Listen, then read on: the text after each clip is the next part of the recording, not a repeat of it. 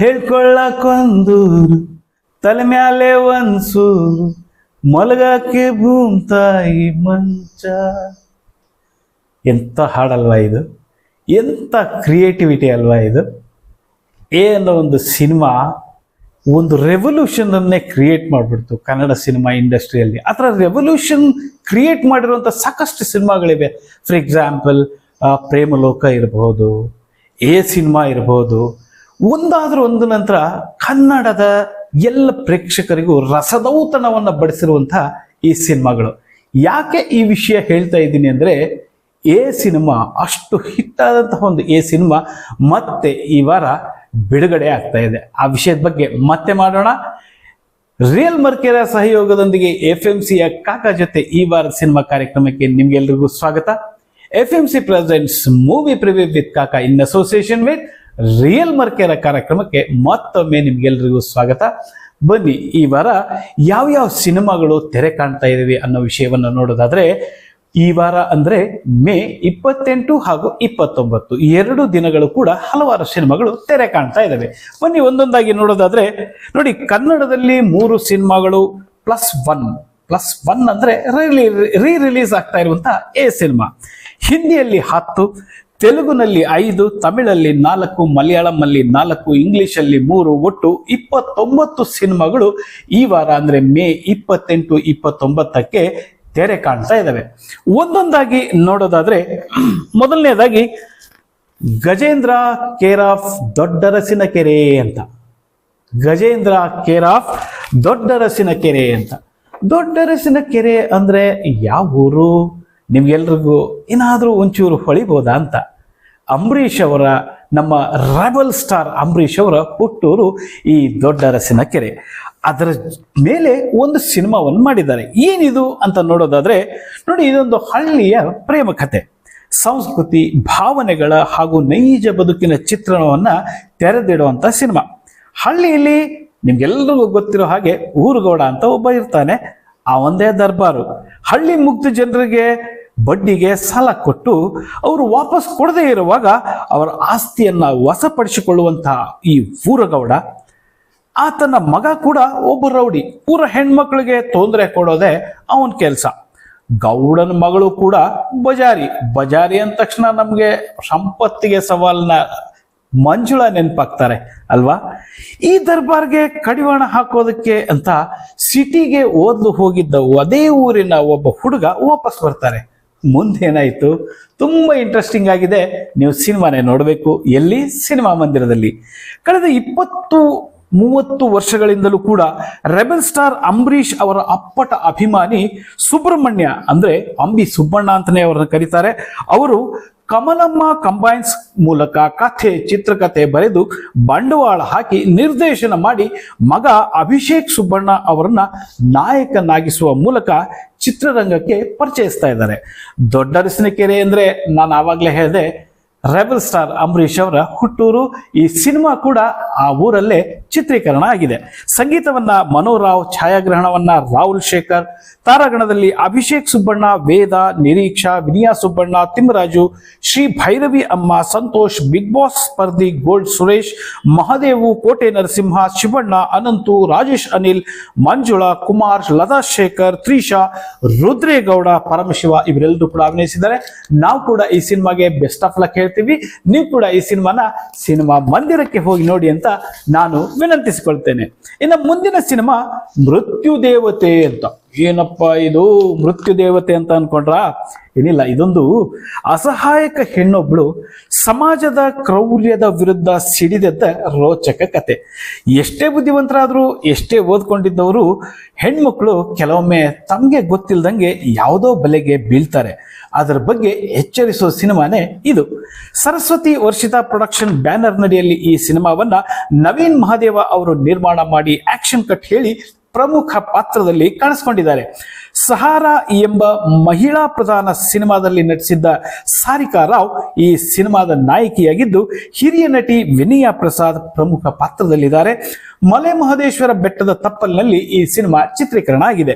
ಸಂಗೀತವನ್ನ ಶೋಯಬ್ ಪ್ರಸಾದ್, ಛಾಯಾಗ್ರಹಣವನ್ನ ಅನಿರುದ್ಧ ಜಯಕುಮಾರ್, ಸಹ ನಿರ್ದೇಶನವ Devu Jadhav, ತಾರಾಗಣದಲ್ಲಿ Sarika Rao, Vinaya Prasad, Hima Mohan, Naveen Mahadevu, Diana Jessica, Mahin Kuber, ಸೂರ್ಯ, ಪವನ್ ಹಾಗೂ ವರ್ಷಿತಾ ಇವರೆಲ್ಲರೂ ಕೂಡ ಅಭಿನಯಿಸಿದ್ದಾರೆ. ನಾವು ಕೂಡ ಈ ಸಿನಿಮಾಗೆ ಬೆಸ್ಟ್ ಆಫ್ ಲಕ್ ಹೇಳೋಣ. ನೀವು ಕೂಡ ಈ ಸಿನಿಮಾ ಮಂದಿರದಲ್ಲಿ ಹೋಗಿ ನೋಡಿ ಅಂತ ವಿನಂತಿಸ್ಕೊಳ್ತೇನೆ. ಇನ್ನು ಮುಂದಿನ ಸಿನಿಮಾ ದೊಡ್ಡ ಮನ್ಸ ಅಂತ. ನಾವ್ ಯಾವಾಗ್ಲೂ ಹೇಳ್ತೀವಿ, ಏನ್ ದೊಡ್ಡ ಮನ್ಸ ಕಣಯ್ಯೋ ಅಂತ. ಹಾಗಾದ್ರೆ ಅದನ್ನೇ ಇಟ್ಕೊಂಡು ಒಂದು ಸಿನಿಮಾ ಮಾಡಿದಾರಲ್ಲ, ಏನಿರ್ಬೋದು ಈ ಸಿನಿಮಾದಲ್ಲಿ ಅಂದ್ರೆ, ಇದೊಂದು ಆಕ್ಷನ್ ರೊಮ್ಯಾಂಟಿಕ್ ಸಿನಿಮಾ. ಬೆಂಗಳೂರಲ್ಲಿರೋ ಆಟೋ ಡ್ರೈವರ್ ಜೀವನದಲ್ಲಿ ನಡೆಯುವ ಘಟನೆಗಳ ಸುತ್ತ ಹೆಣೆದಂತ ಕಾಲ್ಪನಿಕ ಕಥೆಯೇ ಈ ಸಿನಿಮಾ.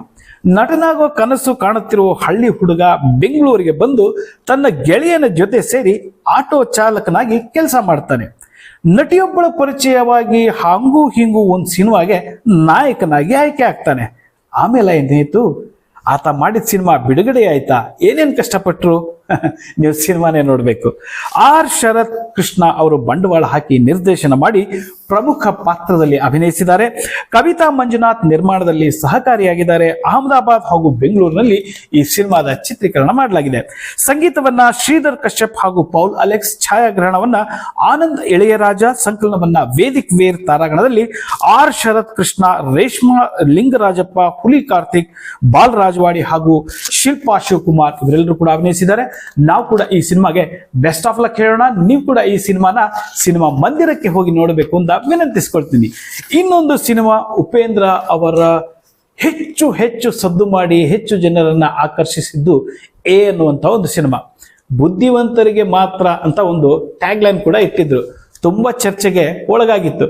ತುಂಬಾ ಒಂದು ರೆವಲ್ಯೂಷನರಿ ಆಗಿ ಈ ಥರಾನು ಒಂದು ಸಿನಿಮಾ ಮಾಡಬಹುದಾ ಅಂತ ಜನ ಎಲ್ಲ ಹುಬ್ಬೇರಿಸಿದ್ದು ಈ ಸಿನಿಮಾ ನೋಡಿದ್ಮೇಲೆ.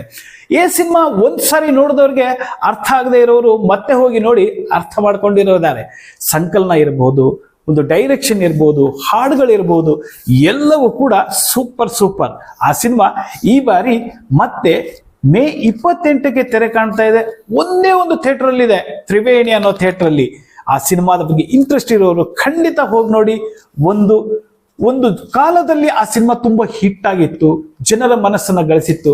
ಈಗಲೂ ಕೂಡ ಅದನ್ನ ನೆನಪನ್ನ ಮರುಕಳಿಸಿದಾಗ, ಮೆಲುಕು ಹಾಕಿದಾಗ ನಮ್ಗೆ ಆ ಸಿನಿಮಾ ಹೌದಲ್ಲ ನೋಡ್ಬೇಕು ಅಂತ ಅನ್ಸುತ್ತೆ. ಯಾರ್ಯಾರಿಗೆ ಇಷ್ಟ ಇದೆ ಅವರು ದಯವಿಟ್ಟು ಚಿತ್ರಮಂದಿರಕ್ಕೆ ಹೋಗಿ ಮತ್ತೆ ಈ ಸಿನಿಮಾವನ್ನ ನೋಡಿ ಅಂತ ವಿನಂತಿಸ್ಕೊಳ್ತಾ ಇದ್ದೀನಿ. ಇನ್ನ ಬೇರೆ ಭಾಷೆಯ ಸಿನಿಮಾಗಳನ್ನ ನೋಡೋದಾದ್ರೆ, ಹಿಂದಿಯಲ್ಲಿ 10 ಸಿನಿಮಾಗಳು ತೆರೆ ಕಾಣ್ತಾ ಇದ್ದಾವೆ. The great grand super hero ಅನ್ನುವಂತ ಒಂದು adventure fantasy cinema. Manish Saini ನಿರ್ಮಿಸಿ ನಿರ್ದೇಶಿಸಿದ ಈ ಸಿನಿಮಾದಲ್ಲಿ ಜಾಕಿ ಶ್ರಾಫ್, ಭಾಗ್ಯಶ್ರೀ ಅಂದ್ರೆ ನಿಮಗೆ ನೆನಪಿರ್ಬೋದು, ಸಲ್ಮಾನ್ ಖಾನ್ ಅವ್ರ ಜೊತೆಗೆ ಒಂದು ಸಿನಿಮಾ ಮಾಡಿದ್ರು. ಅವರು ಮತ್ತೆ ಈಗ ಸಿನಿಮಾ ಮಾಡ್ತಾ ಇದ್ದಾರೆ. ಪ್ರತೀಕ್ ಬಬ್ಬರ್ ಅವರು ಮುಖ್ಯ ಪಾತ್ರದಲ್ಲಿದ್ದಾರೆ. ಈ ಪ್ರತೀಕ್ ಬಬ್ಬರ್ ಅಂದ್ರೆ ಯಾರು ಅಂತ ಅನ್ಕೋತೀರಾ? ಹೆಸರಾಂತ ನಟಿ ಸ್ಮಿತಾ ಪಾಟೀಲ್ ಹಾಗೂ ರಾಜ್ ಬಬ್ಬರ್ ಅವರ ಮಗ. ಅವರ ಅದೃಷ್ಟವನ್ನ ಪರೀಕ್ಷೆ ಮಾಡ್ತಾ ಇದ್ದಾರೆ. ಹೇಗಿದೆ ನಾವು ಕೂಡ ಕುತೂಹಲದಿಂದ ಈ ಸಿನಿಮಾವನ್ನ ನೋಡೋಣ. ಇನ್ನ ಕೃಷ್ಣ ಅವ್ರ ಚಿತ್ತಿ ಅನ್ನುವಂಥ ಒಂದು ಸ್ಪೋರ್ಟ್ಸ್ ಸಿನಿಮಾ. ವಿಜಯ್ ಭರದ್ವಾಜ್ ನಿರ್ಮಿಸಿ ನಿರ್ದೇಶಿಸಿದ ಈ ಸಿನಿಮಾದಲ್ಲಿ ಹಿಂದೆ ಒಂದು ರಾಮಾಯಣ ಅಂತ ಒಂದು ಸೀರಿಯಲ್ ಬರ್ತಾ ಇತ್ತು. ಅದರಲ್ಲಿ ರಾಮನ ಪಾತ್ರವನ್ನು ಮಾಡಿರುವಂತಹ ಅರುಣ್ ಗೋವಿಲ್ ಈ ಸಿನಿಮಾದಲ್ಲಿ ಮುಖ್ಯ ಪಾತ್ರದಲ್ಲಿದ್ದಾರೆ. ಇನ್ನ ಒಂದು ಬಯೋಪಿಕ್ ಶ್ರೀ ಬಾಬಾ ನೇಬ್ ಕರೋರಿ ಮಹಾರಾಜ್ ಅನ್ನುವಂಥದ್ದು. Animated movie return of the jungle. Crime psychology thriller Navagunjara. ಇದು ಆಕ್ಚುಲಿ ಮೇ 15ಕ್ಕೆ ತೆರೆ ಕಾಣಬೇಕಾಗಿತ್ತು, ಕಾರಣಾಂತರದಿಂದ ಮುಂದೂಡಿ ಈಗ ಮೇ 29ಕ್ಕೆ ತೆರೆ ಕಾಣ್ತಾ ಇದೆ. ಡ್ರಾಪ್ಔಟ್ ಅನ್ನುವಂಥ ಒಂದು ಫ್ಯಾಮಿಲಿ ಡ್ರಾಮಾ. ರಜನಿ ಕಿ ಬಾರಾತ್ ಅನ್ನುವಂಥ ಒಂದು ಕಾಮಿಡಿ. ಓಬ್ಸೆಸ್ ಅನ್ನುವಂತಹ ಆಕ್ಷನ್ ಥ್ರಿಲ್ಲರ್. ಜೀನಾ ದಿಲ್ಸೆ ಅನ್ನುವಂತಹ ಒಂದು ಕಾಮಿಡಿ ರೊಮ್ಯಾಂಟಿಕ್. ಬ್ಲಡಿ ಕೆವಿನ್ ಅನ್ನುವಂತಹ ಆಕ್ಷನ್ ಥ್ರಿಲ್ಲರ್. ಒಟ್ಟು 10 ಸಿನಿಮಾಗಳು ಹಿಂದಿಯಲ್ಲಿ ಈ ವಾರ ಅಂದ್ರೆ ಮೇ 28, 29ರಂದು ತೆರೆ ಕಾಣ್ತಾ ಇದ್ದಾವೆ. ತೆಲುಗುನಲ್ಲಿ 5 ಸಿನಿಮಾಗಳು. ಮರೀಚಿಕೆ ಅನ್ನುವಂತಹ ಒಂದು ಕ್ರೈಮ್ ಮಿಸ್ಟರಿ ಥ್ರಿಲ್ಲರ್. ಸಂದಿಗ್ಧಂ ಅನ್ನುವಂತಹ ಮತ್ತೆ ಕ್ರೈಮ್ ಹಿಸ್ಟರಿ ಥ್ರಿಲ್ಲರ್. ವಿಭೋ ಅನ್ನುವಂತಹ ಒಂದು ಕ್ರೈಮ್ ಥ್ರಿಲ್ಲರ್. ಅಸುರಾಸುರ ಅನ್ನುವಂತಹ ಒಂದು ಕ್ರೈಮ್ ಥ್ರಿಲ್ಲರ್. ಇದು ಜೂನ್ 3ಕ್ಕೆ ತೆರೆ ಕಾಣ್ತಾ ಇದೆ. ತ್ರಿಕಾಲ್ ಸ್ಕ್ರಿಪ್ಟ್ ಆಫ್ ಗಾಡ್ ಅನ್ನುವಂತಹ ಸೂಪರ್ ನ್ಯಾಚುರಲ್ ಥ್ರಿಲ್ಲರ್, ಒಟ್ಟು ಥ್ರಿಲ್ಲರ್ 5 ಸಿನಿಮಾಗಳು ಈ ತೆಲುಗುನಲ್ಲಿ ತೆರೆ ಕಾಣ್ತಾ ಇದ್ದಾವೆ. ತಮಿಳಲ್ಲಿ 4 ಸಿನಿಮಾಗಳು, ಬ್ಲಾಸ್ಟ್ ಅನ್ನುವಂತಹ ಒಂದು ಸಿನಿಮಾ ಇದು ತಮಿಳಲ್ಲಿ. ಅದೇ ರೀತಿಯಾಗಿ ಇದೇ ಸಿನಿಮಾ ತೆಲುಗುನಲ್ಲಿ ಬ್ಲಾಸ್ಟ್ ಝೋನ್ ಅನ್ನುವಂಥ ಹೆಸರಲ್ಲಿ ತೆರೆ ಕಾಣ್ತಾ ಇದೆ. ಇದು ಮೇ 28ಕ್ಕೆ ಆಕ್ಷನ್ ಥ್ರಿಲ್ಲರ್ ಸಿನಿಮಾ. ಸುಭಾಷ್ ಕೆ ನಿರ್ದೇಶನದ ಈ ಸಿನಿಮಾದಲ್ಲಿ ಅರ್ಜುನ್ ಸರ್ಜಾ ಪ್ರಮುಖ ಪಾತ್ರದಲ್ಲಿದ್ದಾರೆ. ರವಿ ಬಸ್ರೂರವರ ಸಂಗೀತ ಕೂಡ ಇದೆ. ಲಕ್ಷ್ಮೀಕಾಂತನ್ ಕೊಲೆ ವಾಜಕು ಅನ್ನುವಂತಹ ಒಂದು ಕ್ರೈಮ್ ಪೊಲಿಟಿಕಲ್, ರೇಷ್ 2026 ಅನ್ನುವಂತಹ ಒಂದು ಆಕ್ಷನ್ ಥ್ರಿಲ್ಲರ್ ಹಾಗೂ ಈಗೋ ರಮಣ ಅನ್ನುವಂತಹ ಒಟ್ಟು 4 ಸಿನಿಮಾಗಳು ತಮಿಳಲ್ಲಿ ಈ ಬಾರಿ ತೆರೆ ಕಾಣ್ತಾ ಇದ್ದಾವೆ. ಮಲಯಾಳಂನಲ್ಲಿ 4 ಸಿನಿಮಾಗಳು. ಕಾಟಲನ್ ಅನ್ನುವಂತಹ ಒಂದು ಮಲಯಾಳಂ ಸಿನಿಮಾ, ಮೂಲತಃ ಇದು ಮಲಯಾಳಂ ಆದ್ರೂ ಕೂಡ ಕನ್ನಡ, ತೆಲುಗು, ತಮಿಳು ಹಾಗೂ ಹಿಂದಿಯಲ್ಲಿ ತೆರೆ ಕಾಣ್ತಾ ಇದೆ ಮೇ 28ಕ್ಕೆ. ಪೌಲ್ ಜಾರ್ಜ್ ನಿರ್ದೇಶಿಸಿದ ಈ ಸಿನಿಮಾದಲ್ಲಿ ಆಂಟೋನಿ ವರ್ಗೀಸ್ ಹಾಗೂ ತುಷಾರಾ ವಿಜಯನ್ ಮುಖ್ಯ ಪಾತ್ರದಲ್ಲಿದ್ದಾರೆ. ಕರಕಂ ಅನ್ನುವಂತಹ ಒಂದು ಕಾಮಿಡಿ ಹಾರರ್ ಸಿನಿಮಾ ಕೂಡ ಮೇ 28ಕ್ಕೆ ತೆರೆ ಕಾಣ್ತಾ ಇದೆ. ಕಿರಾಟ ಅನ್ನುವಂತಹ ಒಂದು ಮಿಸ್ಟ್ರಿ ಥ್ರಿಲ್ಲರ್, ಡಾಕ್ಟರ್ ಬೆನೆತ್ ಅನ್ನುವಂತಹ ಒಟ್ಟು 4 ಸಿನಿಮಾಗಳು ಮಲಯಾಳಂನಲ್ಲಿ ತೆರೆ ಕಾಣ್ತಾ ಇದ್ದಾವೆ. ಇಂಗ್ಲಿಷ್ ಅಲ್ಲಿ 3 ಸಿನಿಮಾಗಳು. ಆಬ್ಸೆಷನ್ ಅನ್ನುವಂತಹ ಹಾರರ್ ಥ್ರಿಲ್ಲರ್, ಪ್ಯಾಸೆಂಜರ್ 2026 ಅನ್ನುವಂತಹ ಒಂದು ಹಾರರ್ ಥ್ರಿಲ್ಲರ್, ಟ್ಯೂನರ್ ಅನ್ನುವಂತಹ ಒಂದು ಕ್ರೈಮ್ ಥ್ರಿಲ್ಲರ್, ಒಟ್ಟು 3 ಸಿನಿಮಾಗಳು ತೆರೆ ಕಾಣ್ತಾ ಇದ್ದಾವೆ. ಇವಿಷ್ಟು ಮೇ 28 ಹಾಗೂ 29ರಂದು ತೆರೆ ಕಾಣುವ ಸಿನಿಮಾಗಳು. ಒಟ್ಟು 29 ಸಿನಿಮಾಗಳು ತೆರೆ ಕಾಣ್ತಾ ಇದ್ವಿ. ನಾವೆಲ್ಲ ನೋಡ್ತಾ ಇದೀವಿ, ಇತ್ತೀಚೆಗೆ ಒಂದಿಷ್ಟು ಮಾತುಗಳು ಬರ್ತಾ ಇದೆ. ಏನಂದ್ರೆ ಸಿನಿಮಾಗಳು ಸರಿಯಾಗಿ ಓಡ್ತಾ ಇಲ್ಲ, ಜನ ಸಿನಿಮಾ ಮಂದಿರಕ್ಕೆ ಬಂದು ಸಿನಿಮಾಗಳನ್ನ ನೋಡ್ತಾ ಇಲ್ಲ. ಕಾರಣಗಳಿಗೆ ಹಲವಾರು ಜನ ಅವರದೇ ಆದಂತಹ ರೀತಿಯಲ್ಲಿ ವ್ಯಾಖ್ಯಾನವನ್ನು ಮಾಡ್ತಾ ಇದ್ದಾರೆ. ಇದಕ್ಕೆ ಒಂದೇ ಒಂದು ಕಥೆ ಅನ್ನೋದೊಂದೇ ಕಾರಣ ಅಂತ ಅಲ್ಲ. ಸಾಕಷ್ಟು ಹಿನ್ನೆಲೆಯಲ್ಲಿ ಸಾಕಷ್ಟು ಕೆಲಸಗಳು ನಡೀತಾ ಇರುತ್ತೆ. ತಾಂತ್ರಿಕತೆ ತುಂಬಾ ಬೇಕು. ಜನ ತಾಂತ್ರಿಕತೆಯನ್ನು ನೋಡ್ತಾರೆ, ಸೌಂಡ್ ಅನ್ನು ನೋಡ್ತಾರೆ, ಹೇಗೆ ನೀವು ರಿಲೀಸ್ ಮಾಡಿದ್ರಿ ಅನ್ನೋದನ್ನ ನೋಡ್ತಾರೆ, ಸೋಷಿಯಲ್ ಮೀಡಿಯಾಗಳಲ್ಲಿ ನೀವು ಹೇಗೆ ಜನರನ್ನ ತಲುಪಿದ್ರಿ ಅಂತ ನೋಡ್ತಾರೆ. ಇವೆಲ್ಲಕ್ಕೂ ಕೂಡ ಇವತ್ತಿನ ಕಾಲದಲ್ಲಿ ಎಲ್ಲ ಸಿನಿಮಾಗಳನ್ನ ನಾವು ಮಾಡ್ತಾ ಇದ್ದೀವಿ. ಸಿನಿಮಾ ಮಾಡುವಾಗ ಇರುವಂತಹ ಒಂದು ಇಂಟ್ರೆಸ್ಟ್ ಆ ಸಿನಿಮಾ ರಿಲೀಸ್ ಮಾಡುವಾಗ ಬಹಳಷ್ಟು ಜನರಲ್ಲಿ ಕಾಣ್ತಾ ಇಲ್ಲ. ಆ ಕಾರಣಕ್ಕೆ ಅಂತಾನೆ ನಾವು ಈ FMC ಅನ್ನು ಹುಟ್ಟಾಕಿದ್ದು. ಈ FMC ಯಲ್ಲಿ ಅದಕ್ಕೆ ಬೇಕಾದಂತಹ ಎಲ್ಲ ತರಬೇತಿಯನ್ನ ನೀಡಲಾಗುತ್ತೆ. ನೀವೇನು ಮಾಡಬೇಕಾಗಿಲ್ಲ ಸ್ವಾಮಿ, ಬನ್ನಿ ಒಂದ್ಸರಿ ಕಾಫಿ ಕುಡೀರಿ, ಟೀ ಕುಡೀರಿ, ನಿಮ್ಮ ಸಿನಿಮಾ ಬಗ್ಗೆ ಡಿಸ್ಕಷನ್ ಮಾಡಿ, ಬೇರೆ ಸಿನಿಮಾಗಳ ಬಗ್ಗೆನೂ ಡಿಸ್ಕಷನ್ ಮಾಡಿ. ಯಾಕೆ ಈ ಸಿನಿಮಾ ತೋಪಾಯ್ತು, ಯಾಕೆ ಈ ಸಿನಿಮಾ ಹಿಟ್ ಆಯ್ತು ಅನ್ನೋದ್ರ ಬಗ್ಗೆ ನಾವೆಲ್ಲ ಕೂತು ಒಟ್ಟಿಗೆ ಚರ್ಚೆ ಮಾಡಿ ಒಂದು ನಿರ್ಣಯಕ್ಕೆ ಬಂದ್ರೆ ನಾವು ಮುಂದೆ ಮಾಡುವ ಸಿನಿಮಾಗಳಲ್ಲಿ ಅದು ತುಂಬಾ ಹೆಲ್ಪ್ ಆಗುತ್ತೆ ಅಂತ ನಾನು ಎಲ್ರಿಗೂ ಕೂಡ ವಿನಂತಿ ಮಾಡ್ಕೊಳ್ತಾ ಇದ್ದೀನಿ. ನಮ್ಮ ಈ ಕಾರ್ಯಕ್ರಮ ಕಾಕಾ ಜೊತೆ ಈ ವಾರದ ಸಿನಿಮಾವನ್ನ ನೀವು ಎಲ್ರಿಗೂ ಹಂಚಿ, ಶೇರ್ ಮಾಡಿ, ಲೈಕ್ ಮಾಡಿ, ಎಲ್ರಿಗೂ ಈ ಸಿನಿಮಾಗಳು ಬರ್ತಾ ಇರೋದ್ರ ಬಗ್ಗೆ ಅರಿವನ್ನ ಇಟ್ಕೊಳ್ಳಿ. ಅದರ ಜೊತೆಗೆ ಸಿನಿಮಾ ಮಂದಿರಕ್ಕೆ ಹೋಗಿ ನೋಡಿ. ಚಿತ್ರೋದ್ಯಮ ಒಂದು ದೊಡ್ಡ ಸಂಸ್ಥೆ, ಲಕ್ಷಾಂತರ ಜನ ಇಲ್ಲಿ ದುಡಿತಾ ಇದ್ದಾರೆ. ಅವರೆಲ್ಲರಿಗೂ ಕೂಡ ನೀವು ಸಿನಿಮಾ ಮಂದಿರದಲ್ಲಿ ನೋಡೋದ್ರಿಂದ ಪ್ರೋತ್ಸಾಹ ಸಿಕ್ಕಂಗಾಗುತ್ತೆ. ಇನ್ನಷ್ಟು ಸಿನಿಮಾಗಳು ಹೊರಬರಕ್ಕೆ ಅನುಕೂಲ ಆಗುತ್ತೆ. ಮುಂದಿನ ವಾರ ಮತ್ತೆ ಹೊಸ ಸಿನಿಮಾಗಳ ಬಗ್ಗೆ ಮಾಹಿತಿಯನ್ನು ತಗೊಂಡು ಬರ್ತೀನಿ. ಅಲ್ಲಿವರೆಗೂ ನಮಸ್ಕಾರ.